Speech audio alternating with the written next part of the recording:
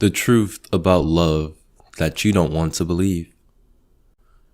On this journey of life, you will make mistakes. And if you don't close the chapters on those mistakes, they will haunt you in the future. What do I mean by closing the chapter? I'm talking about tying up any loose ends that will cause someone to view your character in a negative way. See, the fact of the matter is, people simply can't handle the truth. But the truth is the very thing that will set you free. If you truly want to love someone, you must first sit back and talk with them about the truth.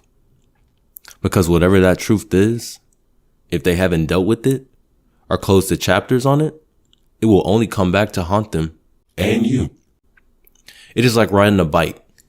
It is not a matter of if you'll fall, it is when. So it's better to address the issues now than years later.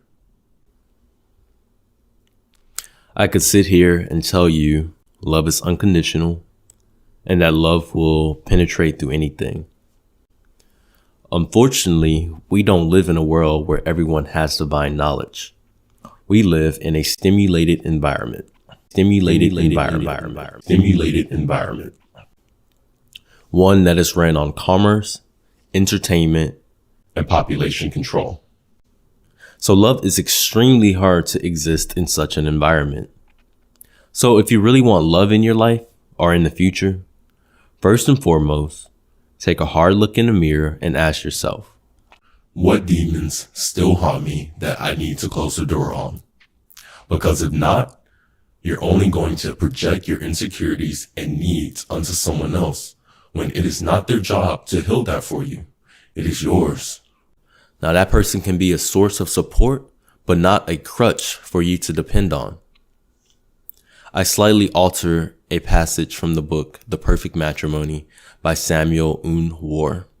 The segment reads, love begins with a flash of delicious sympathy. It is substantiated with infinite tenderness and is embodied in supreme adoration. A perfect matrimony is the union of two beings who adore each other absolutely. In love, there are no estimates or bank accounts. If you are making estimates and calculations, it is because you are not in love. Reflect before taking a great step. Are you really in love? Be careful of the illusion of desire. Remember, the flame of desire consumes life, and then all that remains is the tremendous reality of death. Contemplate your eyes on the ones that you adore. Lose yourself within the delight of his or her eyes. But if you want to be happy, do not allow yourself to be carried off by desire. To the man in love, do not confuse love with passion. Analyze yourself deeply. It is absolutely critical to know if this woman belongs to you in spirit. And it's super necessary to know if you are in complete affinity with her in the three worlds of thought, feelings, and will. Adultery is the result of lack of love. Point blank period in the story. A woman truly in love would prefer death before adultery. The man who commits adultery is not in love. End segment. So, love is truly the constant action of understanding, forgiveness, and giving. Love is so powerful that you can ascend into paradise through the correct use of sex magic. And in doing so, you avoid walking the path of initiations altogether. But we are selfish by nature. To love is to strip away that base nature and in turn walk in complete fate. Trusting that the one you love feels the exact same way.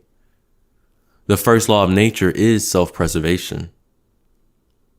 But when you love someone, you really love them because you see a part of yourself in them. You two initially probably connected on a subject you're both passionate in, or you share similar values or beliefs. You see, you first connected on things like this, and as time goes on, the person leaves an imprint on you and you on them as well. This is where you start seeing yourself in this person. They pick up the little things that you do, and you love them even more for it. This is love. I'll end with saying, view love like a bird who's inside a cage.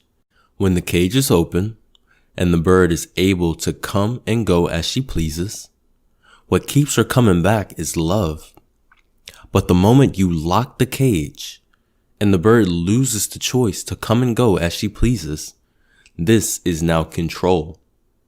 So many people are in relationships that act as a cage that inhibits your growth or mind and spirit. And somewhere down the line, they've accepted this to be love when it is everything but love.